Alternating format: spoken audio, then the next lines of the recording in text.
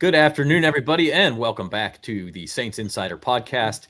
Zach Ewing here with Luke Johnson, Rod Walker, and Jeff Duncan. If you're joining us live here on Friday afternoon, welcome in. And we'll be talking lots of Saints and Chargers joint practices, the preseason game Sunday, going through some. It's been a newsy day, actually. Marshon Lattimore exits practice with what looks to be hopefully a minor injury. We'll dig into that. We'll talk about some more stuff. And then if you are listening on podcast later on, then you may have already heard the news, but there's a possibility the Saints game Sunday getting moved because of Hurricane Hilary. So lots of stuff going on. We encourage you to subscribe to the saintsonnola.com YouTube channel. Sooner or later, that will be the only place to find this show live. So go ahead and subscribe there if you haven't already. And also on podcast, Apple Podcasts or Spotify, leave us a 5-star review, leave us a comment. Tell us maybe what you would want to hear a topic for a podcast in the future. We'll be back with you on Tuesday after the Saints play the Chargers. But for now, we got a couple of the guys out in California. Luke, they're in the sunshine, and Jeff's on the inside. And they have just come from the second joint practice between the Saints and Chargers. So let's start there. Luke, what are your main takeaways from the 2 days that you've seen the Saints practice with the Chargers? Well, I think Duncan has alluded to this a couple of times. It's been a little bit of hit or miss out here, but I think that's because they're playing a good team with some really good players. And we've seen, I think, enough glimpses to kind of validate some of the positive vibes we've had about this team. I got a chance to watch defense yesterday, and I strictly watched the offense today. I think both of them came away, left me feeling that the ones are a really, really solid unit. I think they've got some really good weapons for Derek Carr to work with. I've been really impressed with Carr himself. He's got such a great connection with Juwan Johnson, Chris Olave built already. They're working Michael Thomas back. I think we've all agreed that he's not quite there yet, but I think he's making strides. I think he's definitely better now than he was when they first opened camp. I really like Kendre Miller. I think they've got something in him, an explosive type of player. And then defensively, the Chargers kind of won their fair share the other day, but when they got down to the nitty-gritty, they're down in the red zone. Chargers had like 10 plays with their first team offense to try to punch it in, and they got no points. So I really like some of the things we're seeing there. I think they're really stout on the back end, and really, they made a bunch of run stuffs yesterday that were really encouraging as well. So, I don't think I'm coming away from this joint practice feeling like the Saints are, all of a sudden a 13 or 14 win team. But I do feel like we saw that they're good, and they're good enough to beat this team.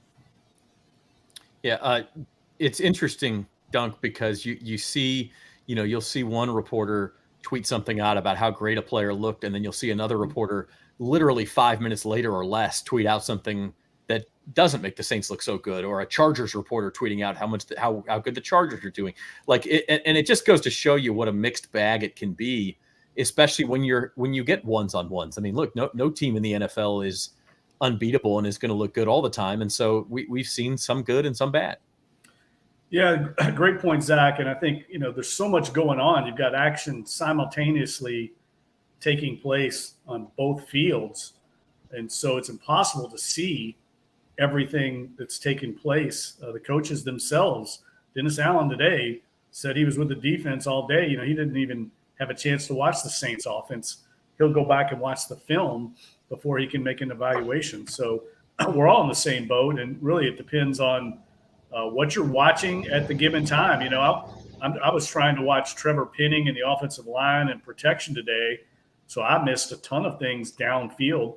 Any type of pass downfield, I really couldn't see it because of the vantage point I was at. I'm sure that's going on with reporters on both sides of the action today, and you really have to kind of know what you're watching too. I think that's important.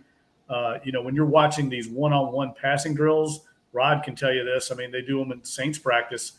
The offense should win 90% of those. The receiver's at a huge advantage because he knows exactly where he's going, and the defensive back doesn't, and he's got an entire field to defend.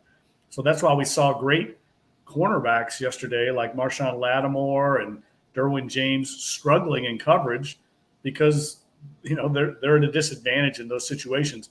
Once they go to 7-on-7 drills, it gets a little bit harder for the offense, and then once you go to team drills, it's kind of leveled the playing field, and you see the efficiency and the completion percentage of the quarterback. All that starts to go down from what you saw, say, in one-on-one. So you just have to know what you're watching and what the report is from, what drill it's from, to know exactly,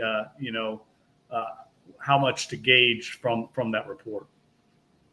Yeah, and I don't want to bury the lead. Jerry is here, one of our regulars, and he asked if Marshon Lattimore is all right.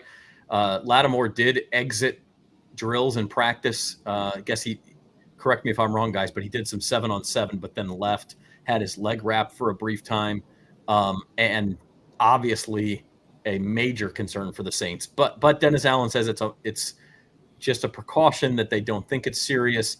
But is there anything else y'all can tell us about Marshon Lattimore? I think the main thing, I got a chance to watch Dennis's, his post-practice conference, session with the media. And he did, he said they're going to evaluate it, and he didn't think it was too serious. And, that's the thing. I think Dennis has sort of said that about a lot of injuries, but you definitely got to hope this one isn't serious. Because, Marshon, which is kind of what I wrote about a little bit today, just to me, he's been definitely their best defensive player. And he's a main piece of what this team wants to do defensively. And if, without him, you have Paulson Adebo and Alontae Taylor, who could, whichever one doesn't win, the other position could step in for Marshon. But Marshon just makes such a big difference, and he's had a really big camp, and he's talked about how he wants to be the best corner in the NFL, and he's sort of shown that this training camp. I feel like he's really been locked in, and which sometimes you don't see from veteran guys like that entering their 7th season, but he's really been locked in, and you can tell that he really wants to be the best player, the best cornerback in the NFL. Yeah, I'd say this. If you were going to list the 3 to 5 most indispensable players on the team, Marshon Lattimore would be in that number for sure, right at the top probably after Derek Carr. So it doesn't sound serious, but that would be a devastating blow if he's out for any period of time. Yeah, I think just based on what we saw today, his body language looked pretty okay on the sideline after he left practice. The wrap that he had on at the beginning, right after he got hurt, that wasn't on his leg by the time practice ended. So obviously that you can only learn so much from that sort of thing. But the Saints seem to feel that it's not something that's going to be something that's going to keep him out sideline for a long time. And I assume he probably wasn't going to play Sunday anyway. I'm not sure you all may have a better feel for that, but even if he doesn't, I think this gives a chance for the 2 guys I just mentioned, Alontae and Paulson Adebo, to get some more work against a team with some really good receivers. So I think that actually, could work in the Saints' favor. And again, I don't know if the plan was to play Lattimore or not on Sunday. But... Yeah. I think, and Luke's outside, so the background noise you hear is like cars going by. We're going to try to keep him muted when he's not talking, and so you don't hear that. But that's on scene in California. So yeah, the Saints Chargers play, or they're supposed to play at 6:00 on Sunday, and that's kind of the other bit of news here, is that Hurricane Hilary, believe it or not, the Saints leave town for California, and that's when a hurricane disrupts their preseason. So it's like how can I don't know how that happens, but the first hurricane watch in California in decades, and the Saints happen to be there. It sounds, Jeff, like if anything, this game will get the kickoff time may get moved up a little bit. I don't think we're in danger of losing a game. No, I don't think so either, Zach. The storm itself, early forecast projections would have it getting into this area sometime Sunday night. So I think by moving the kickoff up, they could take care of a lot of things, get the fans out of the stadium and home. The stadium support staff would be able to get done with their jobs and get home. And then as well, the New Orleans Saints, who will be on a charter flight, they could get on their flight and get out of it before really anything happened here. Most of the forecasts say that the storm itself will weaken as it gets on land. There's cooler water up around this part of the continent, so that would weaken the storm as well. So there's a lot of reasons to believe it wouldn't be anything more than maybe a major rain event with some heavy winds. But nevertheless, you don't want to mess with that when you have that many people at a stadium. So it makes sense if they were to do something to move this kickoff up, maybe to noon or 1 o'clock on Sunday. Yeah, and you're talking about a lot of police presence at a game like that too, which they could use those people elsewhere, and even a lot of rain. Like those who have not been to LA, it's a very hilly area, very mountainous even at points. And if you do get a lot of rain, you can have flash flooding, and so that's a concern too, and something that the Saints want to avoid. The city of LA, I'm sure, wants to avoid, and you guys want to avoid, Luke. Yeah, let's not get stuck out here. As delightful as it has been, living in like 65 to 80 degree weather all day. I would not like to be here for natural disaster area. This is supposed to be the stuff we leave behind in New Orleans on these trips. Next thing you know, we'll come back and have an earthquake in New Orleans. I won't. We'll knock on wood, but like it's cats are getting along with dogs and all that kind of stuff. The world's gone crazy. So anyway, we want to kind of keep it to football. Let's talk about that game for a minute, as it looks like it's going to be played. And we've thought all week, Rod, the Saints starters probably not going to see much time. I don't think the Chargers starters will either. The Saints are favored by 3.5 points for whatever that's worth. I mean, it sounds like the Chargers really may not be playing a lot of their regular guys. Do you have any sense of what you'd like to see Sunday night?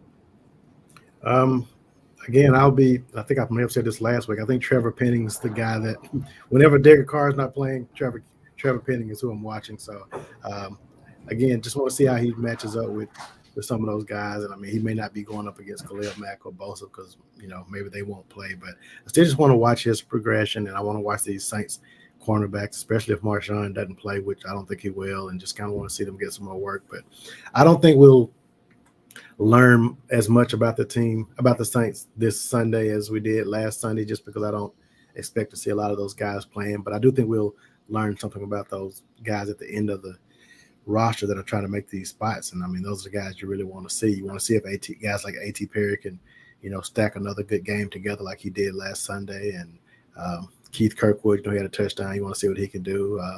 Younger guys like John Trey Kirkland, Jalen Smith, another guy I'd like to see just because he's, sort of new to this team and he'll get his first action in an actual game. So there's some things to watch despite not seeing the starters that I don't think we'll see.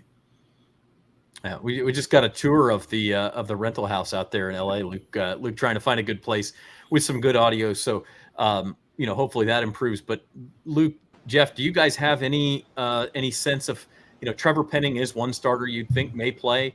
I know Jalen Smith's been practicing with the ones while Demario Davis has been out. So I would assume we'll see him play if you count him as a starter. Who else might be out there?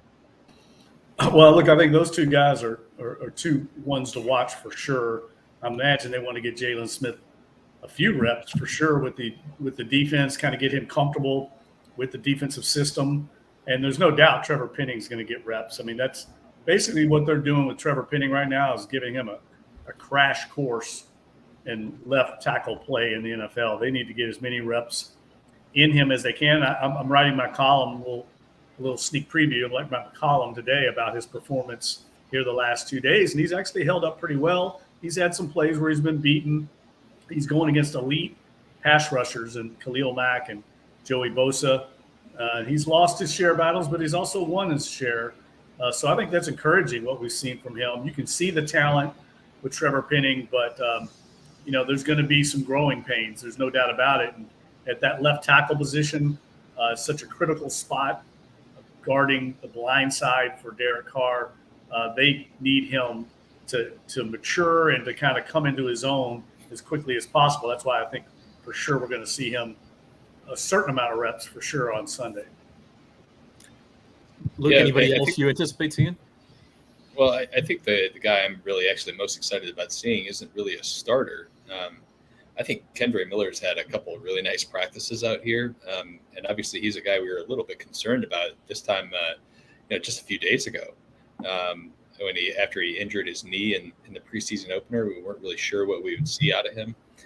He's come out here and he's looked, I think, really explosive in this Saints kind of zone run blocking offense.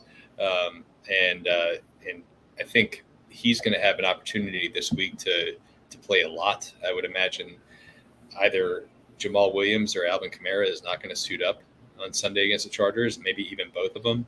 And we might get an extended look at somebody like Kendre Miller. I don't think we got to see what he could do against the Chiefs. He only had, I think, 5 touches in that game. I'm hoping we get to see a lot of them because I really think people are going to see how explosive he is as a player and why the Saints are excited about him, why I'm excited about him. He's a fun guy to watch. Yeah, I mean, I think that was maybe, I don't know about the best news, but one piece of really good news for the Saints out in LA is that Kendre Miller was ready to go yesterday, back from that knee sprain. Any of the other injured guys, do we have updates on Andres Pete or Demario Davis? I mean, I know they're there, which is a good sign. They dressed out. Do we anticipate a full return anytime soon for them? I think the fact that those guys are here is a good sign, but I would imagine the earliest for somebody like Pete or Demario Davis being back at practice, being back with the team would be next week. I think the same. Taysom Hill actually is here today too. I didn't see him yesterday. I was kind of thinking maybe he didn't make the trip, but he was here today. So all those guys, it seems like at the very least we can glean from that they're not dealing with stuff that's going to put their status for week 1 in jeopardy. But I don't think we'll be seeing any of them play this week against the Chargers. Unfortunately, I mean, those are some guys those guys have been around for a while. You don't miss a whole lot with them guys missing practice. They know what they're supposed to be doing. So I don't think those are really big deals if you can't get those guys back right away. Yeah. No, I agree, Rod. And T Dirty asked what's up with Lattimore. If you're watching live, we did go over that. We don't know. I mean, it sounds like another minor injury, a precautionary thing, but you can't say that for sure at this stage until they run some tests and we see when he's going to get out there. And the earliest we'll get an answer is next week when they return to New Orleans, because he wouldn't play Sunday either way, as you guys mentioned. So that goes for a lot of those guys. One guy who did practice, probably won't see him Sunday, but Jeff, you wrote a column about him that's been well read over the last couple of days. Michael Thomas, and number one, look, Michael Thomas is out there. He's getting practice reps, something that he has not been able to do a lot in recent years. And so that's a good sign. But as you wrote, he doesn't necessarily look like his old all-pro self yet either. No, and that's, very understandably so, right? I mean, he's hadn't played a lot of football the last 3 years. He's had multiple procedures on his feet, and, he's working his way back. Dennis Allen today talked about Mike Thomas and went out of his way, basically, I think, to temper expectations.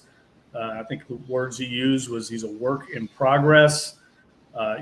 He's missed a lot of football, and he's moving around. I mean, this is basically what we're going to get from Mike Thomas right now. A lot of short passes, a lot of like possession type throws, hitch routes, curls, allow him to use that big body he's got. He's a big, strong, physical guy, but the routes that he's not as proficient at right now, and it makes sense, right? It's the choice routes. It's the routes where he has to go out and make quick, sudden, horizontal movements and choppy steps with his feet. When you've had multiple procedures on your feet, you're not going to run those routes as well. Never was great at those. That wasn't his strength. And the Saints offensive staff knows that now. So they're going to use him probably more on crossing routes, over routes, those type of slant routes, which he's always been good at. Use his big body, his physical hands.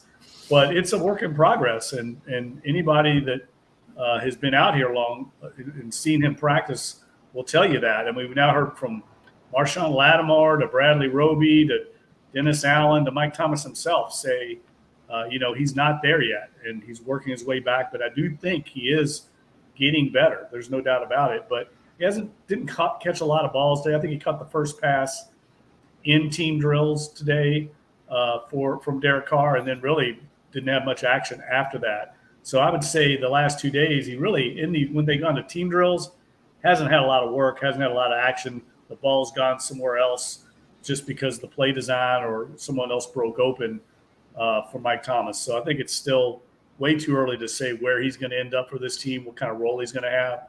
But anyone thinking he's going to be back to that guy that he was 4 years ago, I think is going to be disappointed. Yeah, Rod, what are your expectations for Mike Thomas? I mean, it strikes me as the kind of guy who they lean on at times, but is not going to be that every down threat. Yeah, I think that's something that Jeff pointed out in his column. I mean, I don't think they need him to be that this time. I mean, I think Chris Olave is sort of taken over as, the go-to guy for this team. And I mean, this team they have more weapons now than they've probably ever had since I've been covering the team. And I mean, you look at what they brought into the tight end room with, adding Foster Moreau and Jimmy Graham to already having Juwan Johnson. You look at the steps that Rashid Shaheed made last season. I just think this team has so many weapons that you don't need Michael Thomas to ever catch 149 passes in a season again. He can get away with catching, he catches 50 or 60 passes this year. I think he's done good. I think he's a guy they're going to go to on, third and short. He's your guy, and you need that kind of guy. I think he'll open up some things for Olave and Shaheed and the rest of those weapons they have. So I think even if he's not who he was, that's not a bad thing for this Saints team because they don't really need him to be who he was anymore. I just want to make sure that, or I hope that Mike, if that is his role, that he's okay with it. I mean, he's only ever been the guy in the NFL. He's only ever had like 100+ targets, and if he's not that this year, I'm going to keep an eye on how he handles it. It's hard. He's been humbled a lot these last couple of years, and that just be another serving of that. So it's just something I'm going to keep it because I agree with you, Rod. I think his role is going to have to change. And I think this is an offense that, I mean, that might, and Derek Carr kind of mentioned this one day. This is an offense where there might be a game when Michael Thomas catches 12 passes, but the next week he may catch 2 passes. But they have that many weapons where they don't really need you to be that guy every week. And I think that's what he's going to have to buy into, and what all the offensive weapons are going to have to buy into this season. And so far, that's what he's been preaching. That he just wants to play his role, help this team in the offense in any way he can. But what is interesting is if you look at his contract, how it was restructured this offseason, when it looked like Mike Thomas might be headed elsewhere, and he ended up re-signing with the Saints a 1-year deal. I mean, it is an incentive-laden deal. There's a lot of reasons why Mike Thomas would want to be the number one guy again, because a lot of his money is tied up in his production, how many catches he makes, how many yards he gains. So if he is a role player, he's going to fall short on a lot of those, unlikely to be earned incentives in his contract. And so that's going to hit him in the pocketbook. So for him to sacrifice that for the good of the team and be a selfless player the way he's at least preaching so far, I think it's a very positive sign. Says a lot about where he's at and his maturity level at this stage of his career. Yeah, it's interesting you brought that up, Luke, because it seems like so far, I don't know if it's humble, but he seems like he wants to be more involved and more of a team-first guy than he has necessarily shown in the past. But as you say, as weeks go by, as some of those incentives look like they're not going to be met, do those frustrations mount for him? And that's if he stays healthy physically. Yeah, and I mean, like, let's just be clear. This is all if the season plays out the way we're kind of anticipating what we're seeing right now, right? Like maybe he hits some epiphany in these next 3 weeks, and he ends up being their number one guy. Who knows? But yeah, I do think that it bears watching, right? It just because he's never had to be in this role where he's like secondary, maybe even the third option in the passing game. I think right now, if I were to stack their passing options, it's Chris Olave and probably Juwan Johnson. And I think there's good reason to think that because A, he's really good, and B, Derek Carr has historically thrown a lot to the tight ends. And then probably Mike Thomas. And this is not even taking into account Rashid Shaheed, who was having a really strong start to his training camp before his injury. It's not taking into account Alvin Kamara, who I think is going to be more involved in the passing game this year. It's just he's not the number one guy, and they're going to be they're going to be spreading the ball around. So, I'm curious. I'm curious to see how he handles that, because if you have ever been around Mike, he's a very, very passionate guy, and he's always a guy who says he's about team first, and I think we're going to see that this year. We're going to see if that's really what he means. Yeah, fascinating stuff, and it's really just one of the. elements around the Saints that we're uncertain on this year. And I found it interesting, and maybe we'll kind of wrap things up with this. Jeff, you did your annual survey of New Orleans media members and asked them to predict the Saints record this year. And much like last year, when I believe all 28 respondents had them with a winning record, 27 of the 28 had them with a winning record. We had 8-9 sprinkled in this year. Like in Las Vegas, their win total is 9.5. So they are expected to be a winning team, but really not by much. But we saw the 1-8-9. Everything else was between 9 and 8, all the way up to I think 12 and 5. I guess first of all, were you surprised at the level of optimism after everyone kind of got burned by that last year? No, actually, I was a little more surprised that more people weren't as optimistic on the final record. When you consider, I think it's the easiest schedule on paper or the second easiest, depending on, which analytics you look at. The fact they don't really play any of the top 10 elite quarterbacks in the league. They drew the schedule rotation with the AFC South and the NFC South, which are arguably the two weakest divisions in the NFL. I mean, it's hard to look at that schedule and not see the Saints winning 9 games. I mean, you really got to pick some upsets there to not see the Saints win 9 or 10. So the Vegas odds makers, I think, are spot on, 9.5. And that's kind of how our predictions came out. I think maybe a little more optimistic. More people probably went to 11 than went to 9. But I think 10 and 7 is pretty much was the mean there for most of our picks. And that makes a lot of sense when you look at the schedule, the additions the Saints have made, and the fact that, they don't play a lot of elite quarterbacks this year. It's a very random luck of the draw as far as the schedule is concerned. Jeff, you went 10 and 7? Yes. For your pick? No, yeah. 9 and 8. 9 and 8. You went 9 and 8. Okay. Yeah. Rob, you've been Mr. Optimist the last couple of years. So explain your viewpoint. I went 11 and 6, I think, after picking them to go 13 and 4 last season, which Jeff still gives me a hard time about. But yeah, I mean, I think when you look at that schedule, I don't think there's a team on that schedule that you say, oh, this team might be in the Super Bowl this year. Like, it's just not. I don't know if there's a quarterback they play that you say, oh, this might be the MVP this season. So I just think, things just set up really well for them. I think, obviously getting through these first 3 games without Alvin Kamara will be big. But again, I mean, if this team doesn't do well this season, I mean, I don't know what what the solution is. I think they'll have to make some changes if they don't do well.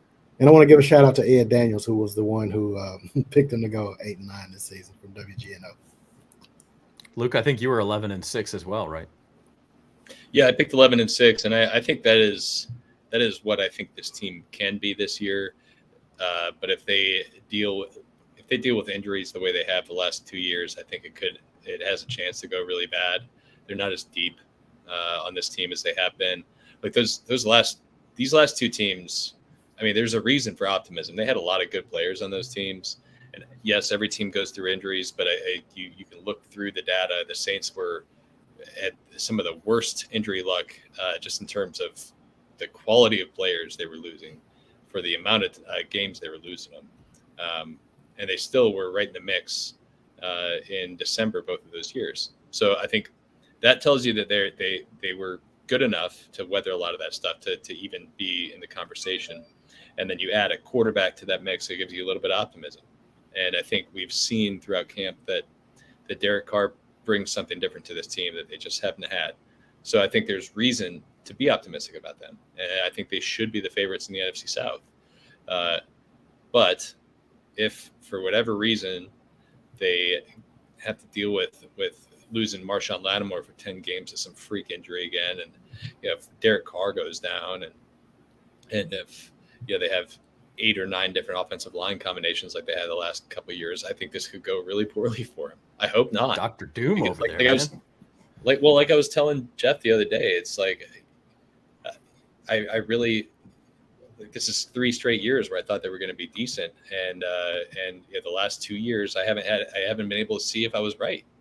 I don't think I could really base what they've done the last 2 years in any sort of fact to say they were bad, because we just didn't get to see the team. So I just want to see them have. I want to see them have just like normal injury luck this year, where they're dealing with like a NFL medium amount of injuries, right? And see what they can be with that. And I think they can be pretty good.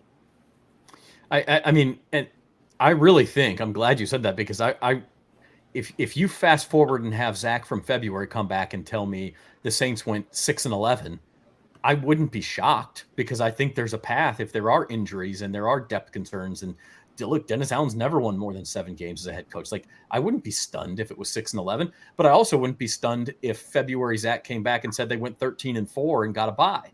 Like, I mean, I think that ceiling is there too. And they're not the only team in the NFL that has that wide of a range. I mean, the NFL has such parity for a reason, but I was looking this up. They're favored in 13 games. But of the 17 games, 11 of them have a spread of a field goal or less. And actually, I take that back. It's 11 have 2.5 points or less. 4 more are exactly a field goal. So there's only 2 games that have a spread of more than a field goal. Like, I mean, you're talking about a vast range of outcomes for this team. Yep.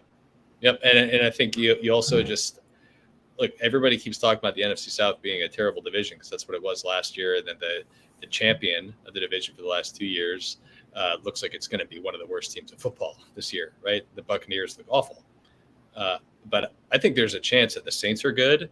I think there's a chance the Falcons are really good. I think there's a chance if Bryce Young hits, that the Panthers could at least be in the conversation for a division title, if not, something more than that. So, like, I don't think the division is going to be as bad as people think it is, and I think that you throw in a lot of this other stuff, that there could be just a huge level of variance in this year's team and the way things play out. So I guess you'll have to stay tuned. The Saints Insider podcast will be back on Tuesday. Subscribe to the saintsonnola.com YouTube channel, and we're going to start putting stuff live up only there. So make sure you're subscribed. Hit the like button for us. Also subscribe on Apple Podcasts or Spotify. Leave a 5-star review if you are watching there. And we're about to wrap things up. I do just real quick, going back to Saints Chargers on Sunday. Rapid fire. Jeff, we'll start with you. One question you would like to see answered in Sunday's game. Well, I want to see if the offensive efficiency we saw early on carries over this week. Even if we don't get the first team unit in there, we still saw a lot of good things from some of the other guys on that offense. I want to see if it carries over. We saw it here the last couple of days on the practice field with some really nice connections in the passing game.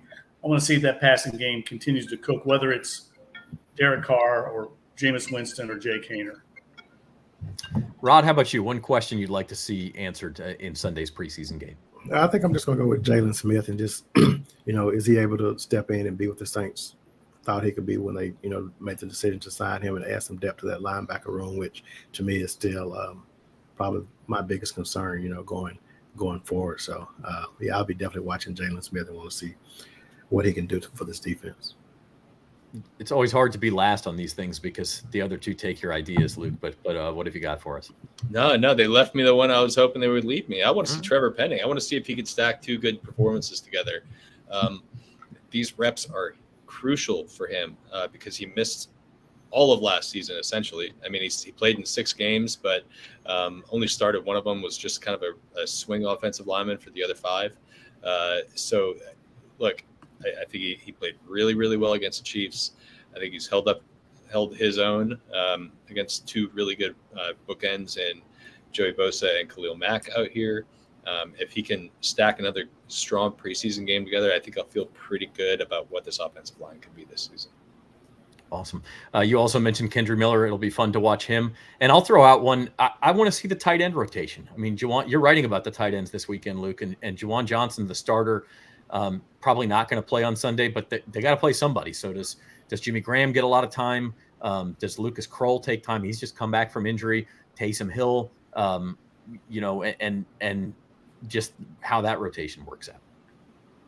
Yeah, I'm really intrigued in seeing Lucas Kroll play. He's out doing team drills today. He's like a guy who was having a really sneaky good camp before he had that tailbone injury,